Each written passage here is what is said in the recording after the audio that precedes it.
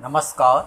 Lead India TV news की तरफ से भोजपुरी फिल्मों की सच्चाई पर आज हम आपको लेके चलते हैं मृदुल शरण की स्पेशल रिपोर्ट, जो निर्देशक ब्रिजभूषण जी के सानिध्य में इस विषय पर चर्चा हुई और इसकी स्पेशल रिपोर्ट प्रस्तुत कर रहे हैं लीड इंडिया टीवी साहिल श्रीवास्तव। आज वर्तमान समय में भोजपुरी फिल्मों के हक में नहीं है ऐसा लगता है। भोजपुरी फिल्में अपने बहुत ही कठिन दौर से गुजर रही हैं। इसके पीछे एक नहीं अनेकों कारण हैं, इस पर विश्लेषण नहीं हो रहा है। भोजपुरी फिल्मों के निर्माता, निर्देशक, एक्टर और लेखक भोजपुरी फिल्मों के बुरे दौर में आने के कारण पर कभी किसी तरह की कोई चर्चा या सेमिनार नहीं करते हैं। मुझे ऐसा लगता है कि इस विषय में मीडिया को ही सबसे आगे आना होगा। मीडिया को या भोजपुरी फिल्म इंडस्ट्रीज के निर्माता, निर्देशक, लेखक और कलाकारों को तकरीबन साल में 2 या 3 बार एक सेमिनार के माध्यम से भोजपुरी फिल्मों पर परिचर्चा करनी चाहिए। अन्यथा धीरे धीरे ये भी इंडस्ट्री खत्म हो जाएगी और बेरोजगार की सीढ़ी लगातार लंबी बढ़ती जाएगी। इसके पीछे एक नहीं अनेकों कारण हैं, जिससे इसकी साख कमजोर होती जा रही है।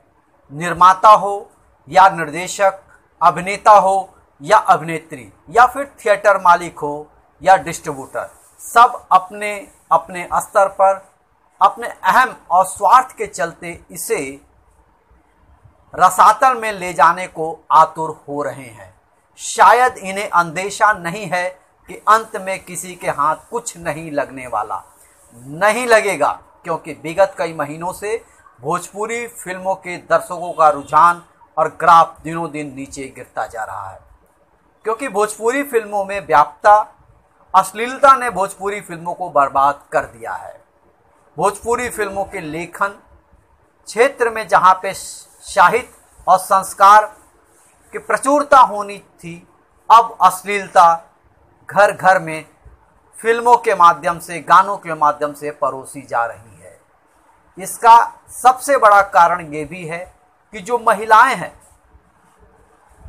वो इन फिल्मों से दूरी बनाती जा रही हैं, और दूसरी तरफ जो बहुत पढ़े लिखे लोग हैं, जो भोजपुरी भाषा में अपने आप को अपने परिवार में बातचीत करने के लिए गौरवान्वित होते हैं, वो भी इस सिनेमा को देखना पसंद नहीं कर रहे हैं। तो आखिर ये सिनेमा किसके लिए बनाया जा रहा है, ये एक शोध का विषय है। हालांकि इस मामले में निर्माता, निर्देशक अब सचेत भी होने लगे हैं। भोजपुरिया दर्शकों को पुनः विश्वास में हासिल करना भी इतना आसान नहीं होगा। इसके लिए लगातार स्वस्थ और मनोरंजन से भरपूर शुद्ध देहाती और भोजपुरी सभ्यता और संस्कृति को ध्यान में रखकर फिल्मों का निर्माण करना होगा। इसका प्रमुख उदाहरण दक्षिण भारतीय फिल्मों का है। दक्षिण भारतीय फिल्मों को एक वक्त ऐसा था कि अश्लीलता का खजाना कहा जाता था, जो उत्तर भारत में सुबह सुबह के सिनेमा हॉलों में इन फिल्मों को हिंदी में डब करके दिखाया जाता था। लेकिन आज तकरीबन 15 साल से दक्षिण भारतीय सिनेमा अपनी संस्कृति, अपने साहित्य और अपने धर्म की को ध्यान में रखते हुए अपने फिल्मों का निर्माण किया, और आज भारत का विश्व की नंबर 1 सिनेमा पर अपना स्थान हासिल किया है। और पूरा भारत और विश्व समुदाय आज दक्षिण भारतीय फिल्मों को बहुत ध्यान से देखता है, पसंद करता है और उसकी तारीफ भी करता है। हमें भी भोजपुरी फिल्मों को एक सही दिशा देने के लिए हमें भी इस तरफ सोचना होगा। आज चंद भोजपुरी फिल्मों के माफियाओं ने इस इंडस्ट्री को अपने कब्जे में कर रखा है।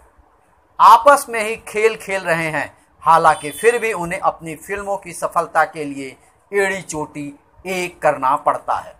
फिर भी फिल्मों की सफलता उनसे कोसों दूर होती जा रही है, क्योंकि दर्शकों का मन बकवास फिल्मों से उचट चुका है। दर्शक थिएटर में आते नहीं हैं क्योंकि वे समझते हैं कि पैसा और समय की बर्बादी है। या हम दर्शकों पे इल्जाम नहीं लगाएंगे, इसके लिए भी चंद निर्माता निर्देशक ही जिम्मेदार हैं, जिनके चलते बहुत सारे निर्माता निर्देशक जो अच्छी फिल्मों का निर्माण कर अपना मूलधन भी वापस नहीं कर पाते हैं। अब देखिए, बहुत सारे सिनेमा हॉल बंद हो गए, फिर वहां माल का निर्माण हो गया और ये बदस्तूर जारी है। आज की तारीख में भोजपुरी फिल्मों के निर्माण में एक बहुत बड़ा बाधक इसके बजट को लेकर भी है, जो कि बेवजह है। वो है कि निर्माता निर्देशक ये समझने को तैयार ही नहीं है, हम बड़े बड़े कलाकारों को लेकर फिल्मों का निर्माण करेंगे तो हमारी फिल्में सुपरहिट होंगी।